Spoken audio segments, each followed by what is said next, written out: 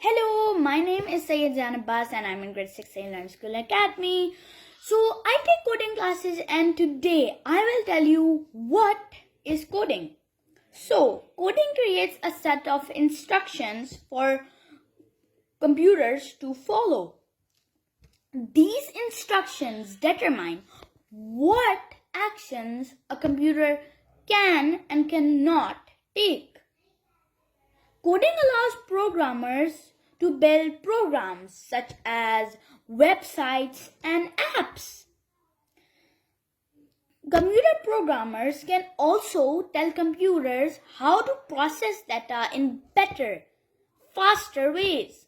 So this was all about coding and I hope you like it. Thank you.